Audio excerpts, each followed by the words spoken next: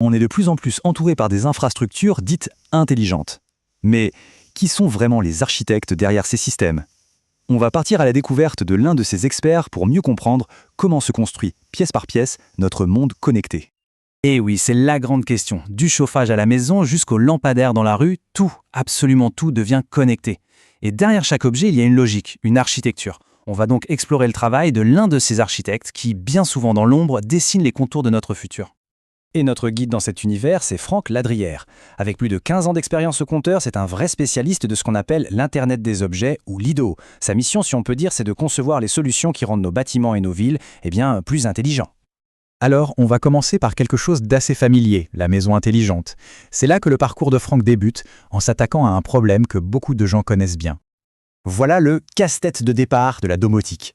On a une ampoule d'une marque, un volet d'une autre, un thermostat d'une troisième, et bien sûr, aucun ne se comprend. C'est un peu comme si on mettait plusieurs personnes dans une pièce, chacune parlant une langue différente, mais sans traducteur.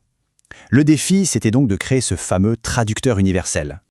Et pour résoudre ce problème, l'équipe de Franck chez Neo Habitat Systems a mis au point une box domotique universelle. C'était ça le traducteur qui manquait. Une seule passerelle capable de faire discuter entre eux tous les protocoles importants du marché, que ce soit du KNX, du Zigbee, du Z-Wave et j'en passe. Et le résultat? Attention, on ne parle pas d'un petit prototype de laboratoire. Non, cette solution a été déployée dans plus de 12 000 logements en France. Ça a résolu un vrai problème pour des milliers de personnes et, au passage, ça a complètement changé la donne sur le marché. Bon, après la maison, le défi suivant, c'était de connecter la ville. Toute la ville. Et là, on parle d'un changement radical d'échelle et de complexité. Là, le saut est gigantesque. On ne parle plus d'un seul bâtiment, mais d'une métropole complète. Les technologies ne sont plus les mêmes, il faut couvrir des distances beaucoup plus grandes, avec des protocoles comme LoRa par exemple. Et le défi principal, ce n'est plus juste la compatibilité, c'est la fiabilité. La fiabilité d'une infrastructure qui devient critique pour toute une ville.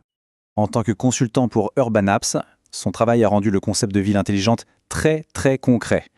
On parle de solutions qui améliorent vraiment la vie de tous les jours. Optimiser l'éclairage public pour faire des économies d'énergie, aider à trouver des places de parking plus facilement, ou même détecter des fuites d'eau sur le réseau de la ville.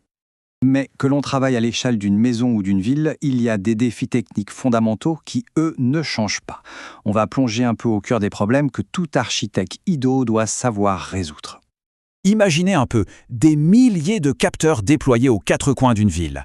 Comment on fait pour s'assurer que leur logiciel reste à jour et surtout sécurisé, sans devoir envoyer un technicien sur place pour chaque appareil? C'est un défi logistique et technique colossal. La solution, ça s'appelle la mise à jour Over the Air, ou OTA. En gros, on envoie le logiciel à travers le réseau.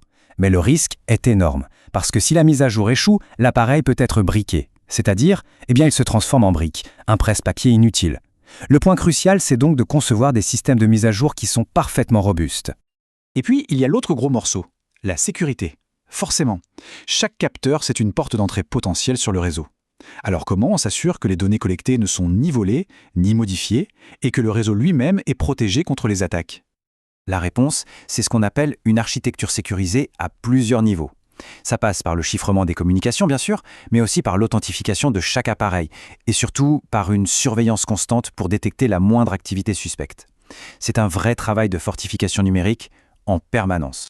Alors, après avoir maîtrisé les défis de la maison puis ceux de la ville, l'étape suivante dans son parcours était assez logique, finalement.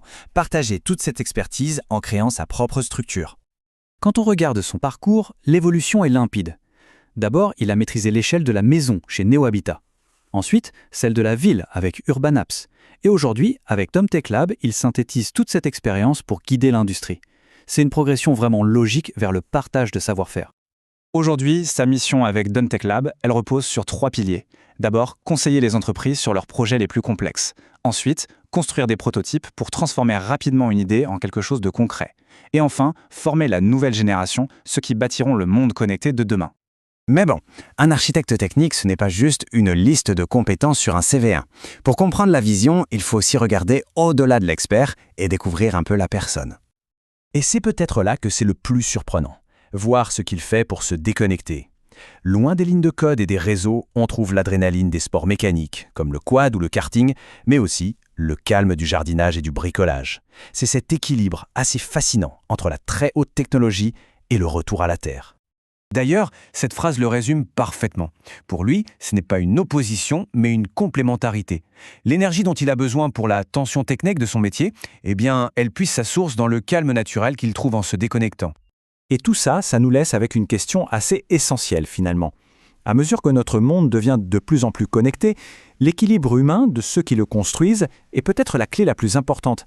C'est une réflexion à garder en tête, parce que notre futur, il est en train de s'écrire, ligne de code après ligne de code.